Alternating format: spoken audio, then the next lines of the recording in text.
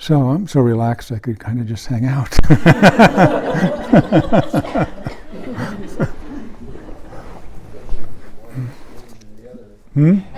Yeah, I know.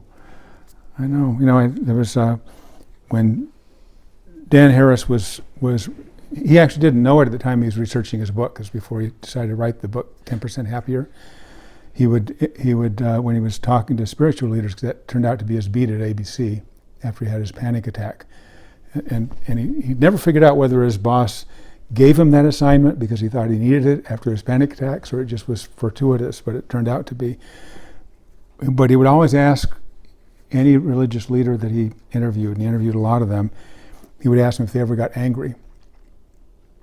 And if they said yes, he kind of mentally wrote them off. I mean, if they said no, they mentally wrote them off. So these aren't, either they're not real, or they're lying, or they're not in touch with themselves, or but it's the ones who said yes, he said, that I could believe.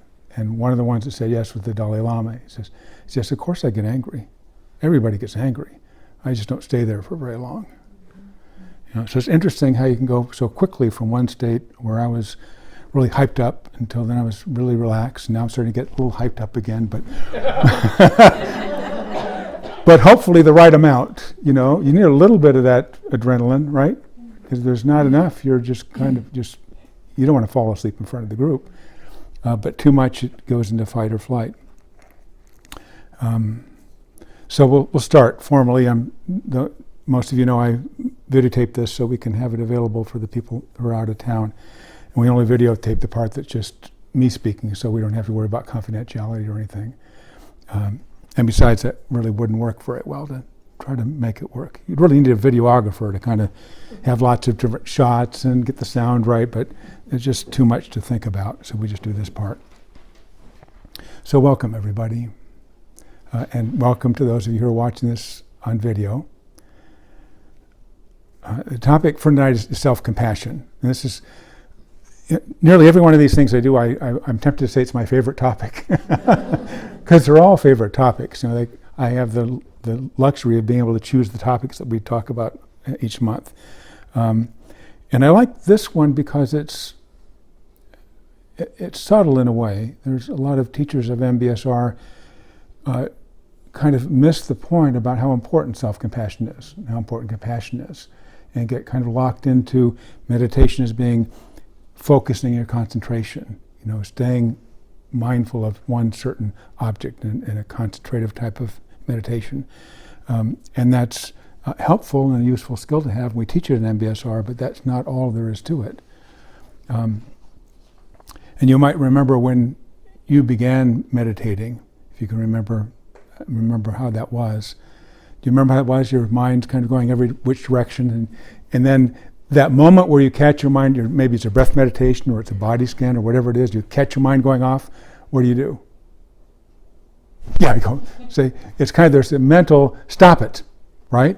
Or in mine it'd be a little R-rated. I say, damn it. Say, I'm supposed to be paying attention to breath. And then within a breath or two, I'd be off again, and damn it, breath. Damn it, breath. You know, not a very relaxing way to be.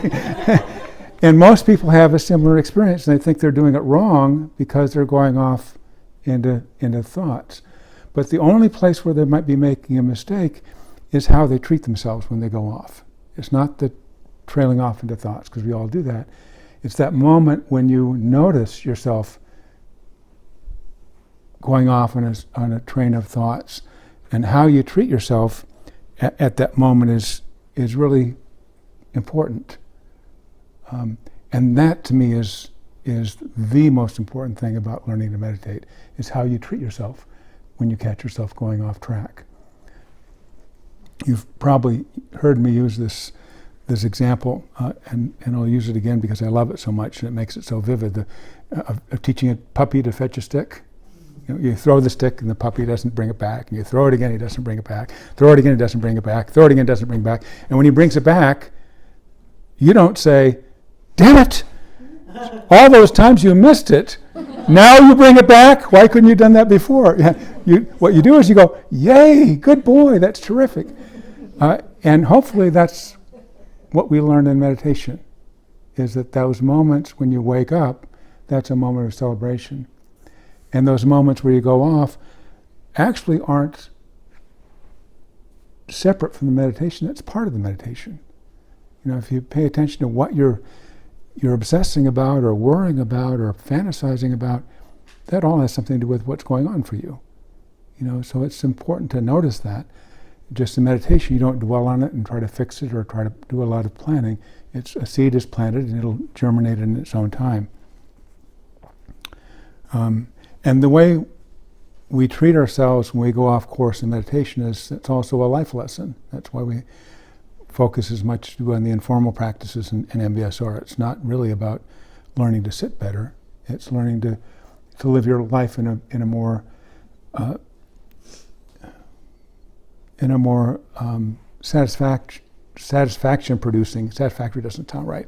In a way that feels better, where if something unexpected happens, it doesn't fit with your plans. And how often does that happen? Almost always. You know, if you beat yourself up every time that happened, you'd be pretty miserable. And some people are pretty miserable because that is what they do. And so the practice is about those times too, just remembering and taking a breath. You know, when we talk about self-compassion in the context of meditation, sometimes people have the idea that being compassionate to yourself is somehow being too soft. That if you're compassionate, if you're kind to yourself, then you won't ever get anything done, and you just kind of lay around all day long with a pint of Ben & Jerry's ice cream and you know, binge stream some movies or something. But there's actually some research. Kristen Neff, who's made her life's work studying self-compassion, she's from the University of Texas, a psychologist and researcher, and she's done a lot of research. In one piece of research, she puts a lie to that idea that if you're compassionate to yourself, that you will therefore be complacent, you won't get anything done. The idea that you have to be, you know, force yourself and be self-critical and keep yourself on track, you know, that's actually counterproductive for most of us.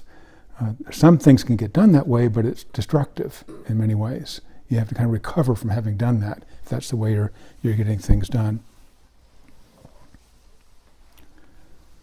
And we'll look at a video of hers. That'll be the main video that we look at. And in that video, she makes a distinction between self-esteem and self-compassion. And when you first think of those words, they sound kind of similar, but actually, if you look at how they're used, they're actually quite different. And she makes that distinction and talks about some of the ways in which self-esteem can be harmful if it's taken too far. And she'll also talk about the components of self-compassion, like what is it really? It isn't just sort of being nice to yourself. It's more than that. It's more components. And most of you have had some experience with me, so you know I'm not really the kind of person who gets critical very often of other people or of myself, but it does happen, you know. And the times it does happen when I get critical of myself are times, not right now, this moment, but times when I'm with groups or teaching, where I'll catch that self-critical voice coming in, you know. And for me, there's a certain, I don't know how it is for you, but there's a certain tone of voice that I hear. And it's actually, the words are even the same if it comes in form of words. They're almost always the same. Something like, if things go off track and I'm trying to figure out how to get the group back or trying to do something and it's not working, the thought will be, and this is what comes to my mind, say, John Kabat-Zinn wouldn't have this problem. And then right behind it would be, and I'm not John Kabat-Zinn. You know? And I'll talk in a moment what I most of the time do when that happens. It's a more productive way to be. But what used to happen is to have that voice about, I'm not John Kabat-Zinn, and then it would be, I'm not really good at this. He's good at this. I'm not. This is not working. What am I going to do with this group? I wish I had more time. All this stuff go on, and it starts to accelerate, right?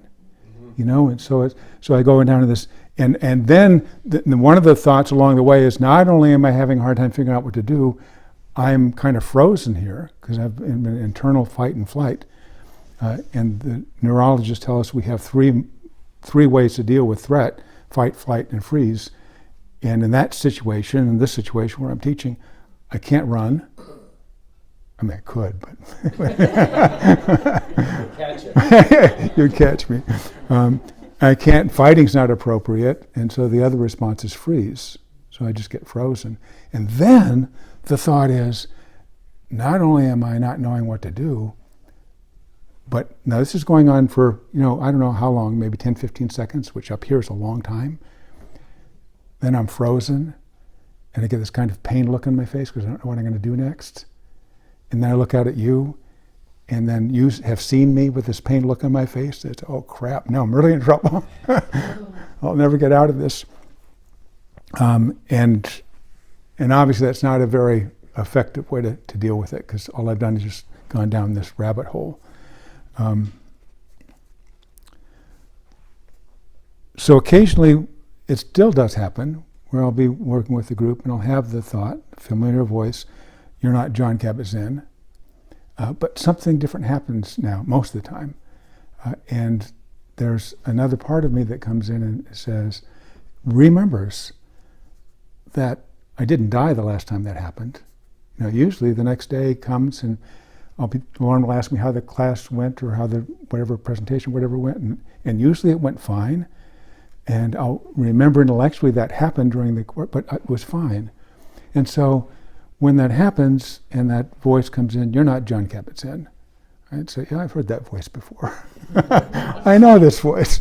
And I know the way it feels. It still doesn't feel good, but I know where that's going. And that comes out of a meditation practice. All those times your thoughts go a certain direction, it's possible to bring yourself back from it. It doesn't mean that what's happened is unimportant. It just means you've got more bandwidth than just that.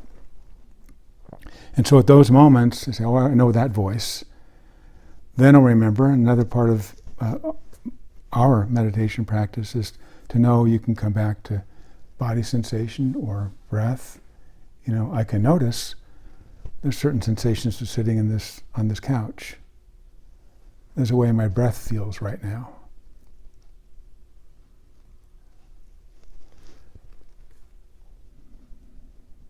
And then when I stay with that, just for a moment or two, something very interesting almost always happens. Either I'll shift into a different space, so the next thing that comes up, which I may not have expected, is more productive than what happened in the past. Or something shifts in the group if it was a group dynamic I was dealing with, and it just starts to work. And not because I was brilliant so much, as because I was able to take that pause and not go into fight or flight. Same kind of thing would happen when I was with clients, especially in the beginning of my clinical practice. Something would be going on and they'd be going on, maybe droning on and on about something, and I say, this is not helpful. It's not helping them, it's not helping me. And I want to look at my watch, but I don't do that because I have clocks planted, so I'd have to break eye contact too much to look at the clock. And then I'd go into that same panic, and it wouldn't be Jon Kabat-Zinn anymore. It'd be, I'm not Carl Rogers or not Fritz Perls. Good choice, yeah. Too bad I couldn't be. And then if I let it go, it goes that same place, down the rabbit hole. And in that case, I'd be going, so I could do this technique, or I could do that technique, or maybe I should do this with them, and that's just not helpful. When I get in that state, when you're in fight or flight, your brain just stops. Basically, you lose the frontal lobes, so it's not really helpful to do any planning or deciding what to do next. And a couple of times, this was not kind of a mistake; it was a mistake. But I actually experimented with full disclosure. Say, well, I don't really have any idea what I'm doing here. I'm kind of at a loss. My mind's just going this way and that way, and not only would, the clients, that didn't help that much at all. They would join me in my panic.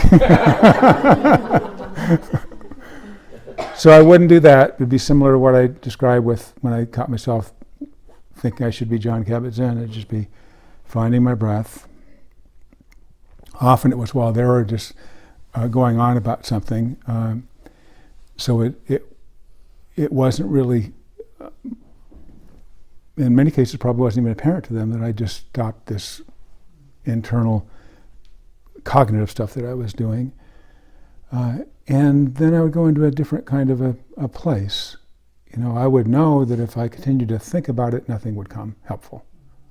Things would come, but I'd say, no, not that, or I'd try something, it wouldn't work. And so all I could do then was just bring in this important part of mindfulness we're talking about, compassion for myself, because the situation I'm in. It's a terrible place to be in charge of something, you think, and not know what to do. And for myself and also for my client. They're wanting help and I'm not helping them.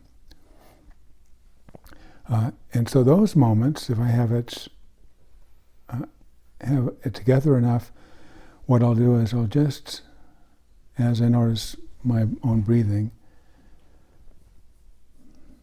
it's kind of like I'm doing right now for a moment, and I would just be with them in a loving way, saying they're here because they're hoping that things will get easier for them, and I can wish that for them. I might not have any idea what to do to get them there, but I can wish that would be true for them. Their life would be easier and peaceful. And to the extent I could do that, no longer am I fretting about what to do next. I'm just wishing them peace, which is not a bad thing in itself, because clients are very perceptive. Everybody's really quite perceptive. They know when you're panicking. They know something's out. But when I was in that state, I wasn't panicking anymore. And almost always, it always seemed kind of a miracle to me, without me doing literally anything other than being in this mode of having compassion for them and for me, something would shift. They would stop going off into their heads about planning and what about this and what about that wasn't at that point very helpful, and go somewhere else that was more productive, or something would just come out of me that I didn't expect. And I think, well, where did that come from? And it would work.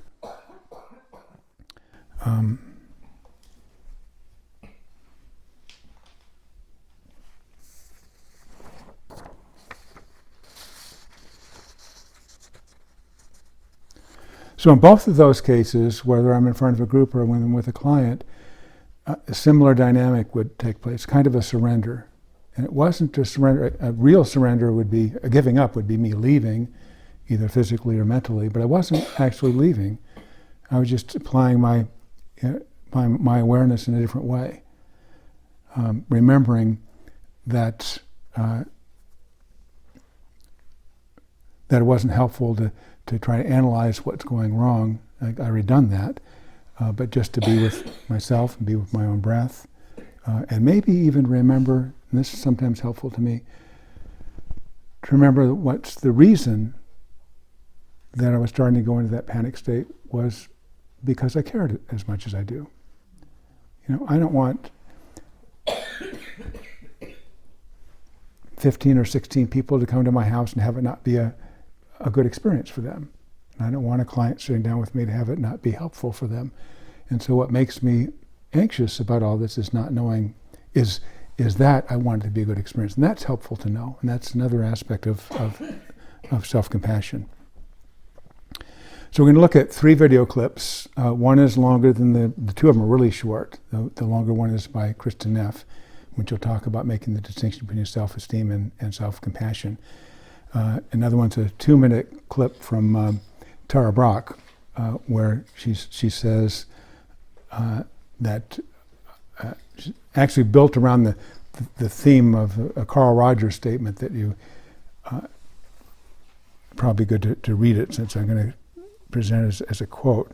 He says, "The curious paradox is that when I accept myself as I am, then I can change." And the title of that short video is that acceptance is a prerequisite of change. And even when we think it's not, we think it's about getting somewhere, it's about accepting where you are right then.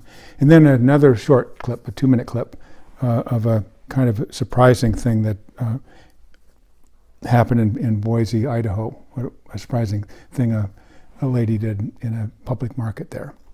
I'll save that as a surprise for later.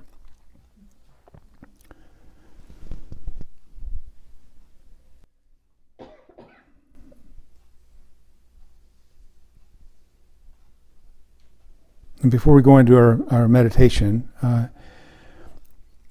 there's two quotes I really like that really have to do with these modes of panic that I would get into. And one is by Oscar Wilde. He says, "Be yourself." That's the trouble I was having. I was trying to be somebody else. He says, "Be yourself. Everybody else is already taken." And the other is along a similar line is from Martin Buber. And he says, Rabbi Zusha of Hanipol used to say, "If they ask me in the next world, why were you not Moses, I'll know the answer, because certainly I'm not Moses. But if they ask me, why were you not Zusha, his own name, why were you not yourself, I'll have nothing to say if that's true." So we'll go into a meditation, and in that meditation, the first part will be guided and along the themes of what tonight's about compassion and self-compassion. And the last part, the last 10 minutes or so, will be completely silent. So just making yourself comfortable.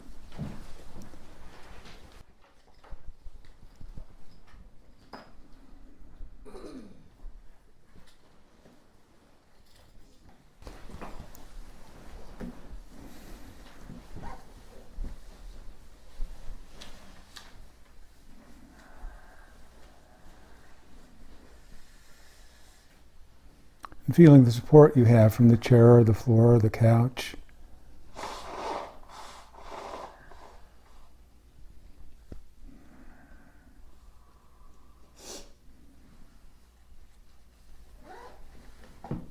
Actually feeling it.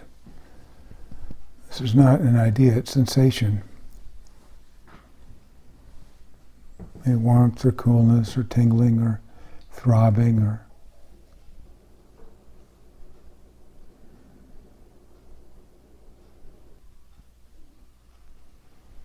notice how your hands and arms are resting. Nothing for you to do about them, they're resting just fine as they are. And in a way, when we check in our body this way, it's not simply you receiving sensations from that part of your body, it's also you reaching out. You noticing that part of you is still there. The attention you're giving it now is just a loving attention.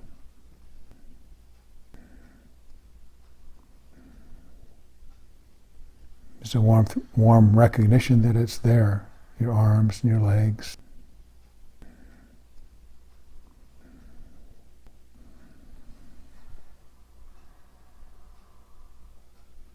And when you're ready, you can find breath, wherever that is for you, your tummy or your throat, your chest, or your nostrils.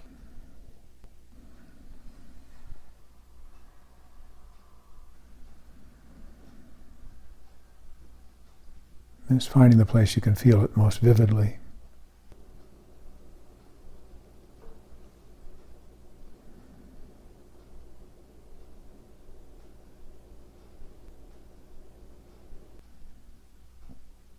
The actual sensations of breathing.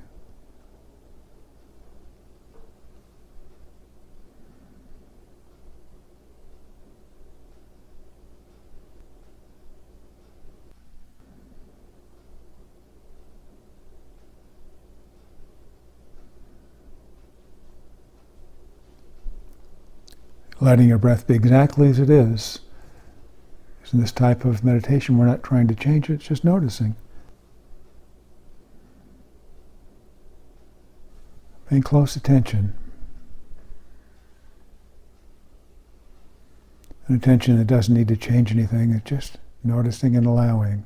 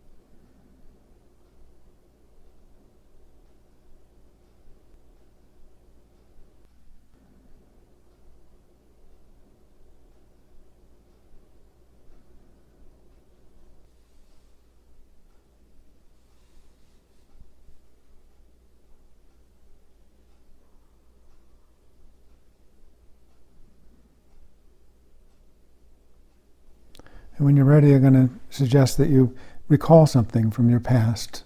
It could be recent past or a while ago or long ago even. And you think about, we all have things we don't like about ourselves. You think about something that you would like to change about yourself, you don't like, or maybe you've always not liked about yourself. For me, it was sometimes not being like John Kabat-Zinn or Fritz Perls, or not having that kind of graciousness they have when working with people or groups. Something you would change if you could.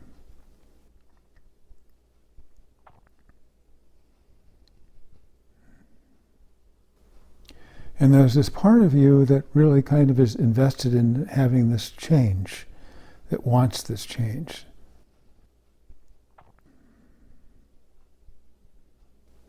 And if you could imagine it as part of you, if you could say it this way, part of me wants me to be this way.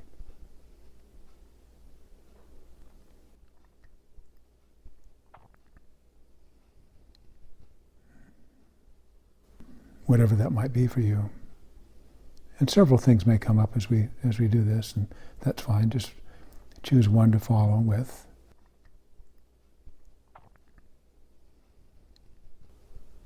And this thing we don't like about ourselves, maybe we're not smooth enough or compassionate enough or organized enough or skilled enough in a certain way, or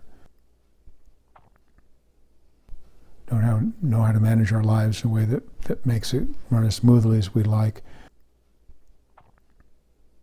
You might see if you can recognize from this place of this wanting ourselves to be different, this part of ourselves that wants things to be different,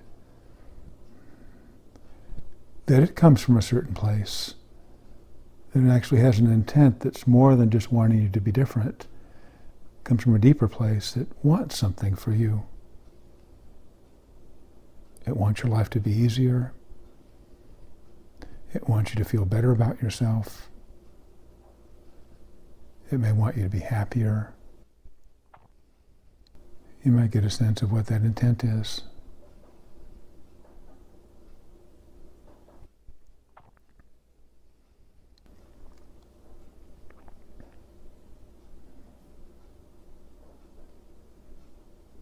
And without trying to make any of that change or try to figure out what you would do to get to this place that this part of you wants to get to, seeing if there's somewhere within you some way you can be kind to this part that, because often when self-criticism comes up, not only do we have the self-criticism, we have the criticism about this criticism. Well, I shouldn't be critical of myself. So think if you can be kind to this part, knowing it comes from a loving place. It's hard to want to be something different than you are. And just recognize that.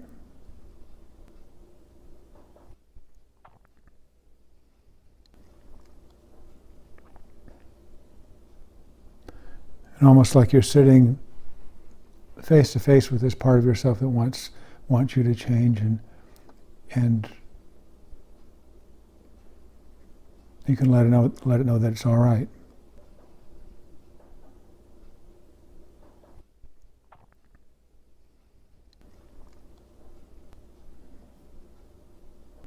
And that you don't need it to make a change in yourself right now, necessarily.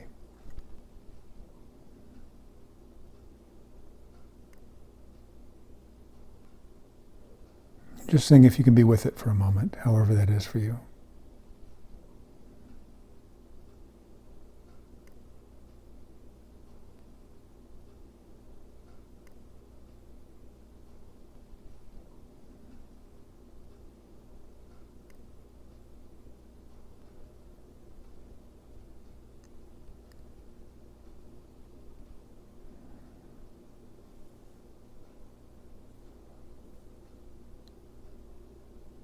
Now when you're ready, seeing if you can find something in yourself that you actually like, that you like about yourself. Maybe something that you recognize about yourself without any help from anybody else, or if you have trouble thinking of something, thinking of what other people value about you. Maybe it is that you're kind, or you're organized, or you're energetic, or you're enthusiastic, or you're creative.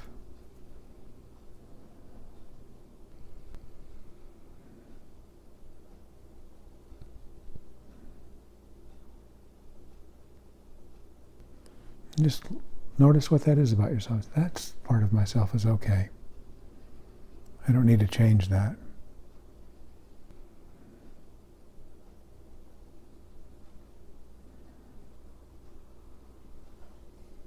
And the thing you've picked may be something you just do naturally. It's not hard for you to do. It just comes easily.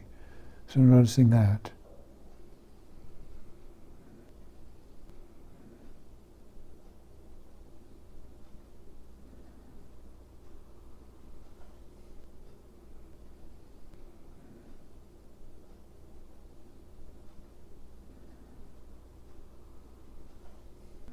There may have been several things that came up that you're happy that are true about you. Certain skills you have, ways of being.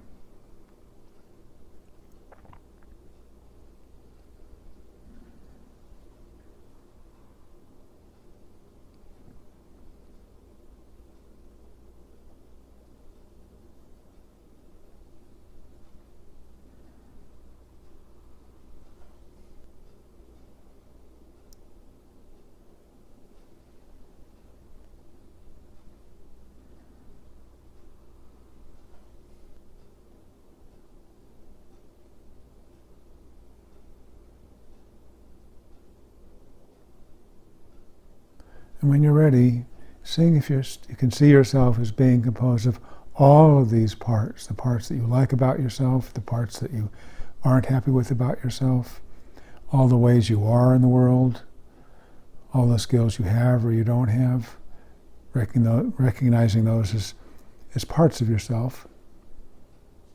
You're composed of those parts, but you're actually bigger than those.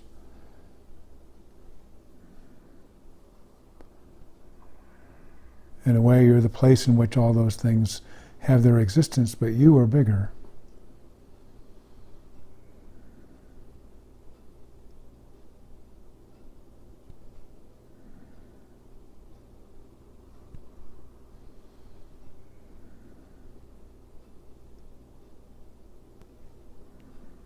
And seeing what it's like to be able to be big enough to hold all of those parts,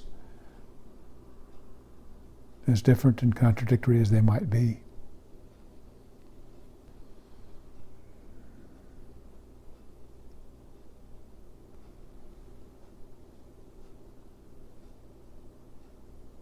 The parts that you like and the parts that you don't like, the parts you don't even know yet.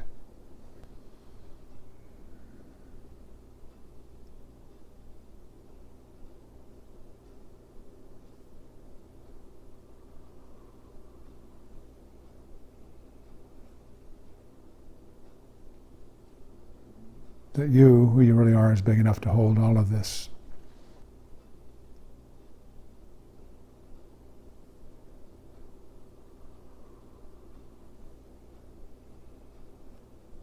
The next part of the meditation will be silence. And you can either continue on with the theme that we've started,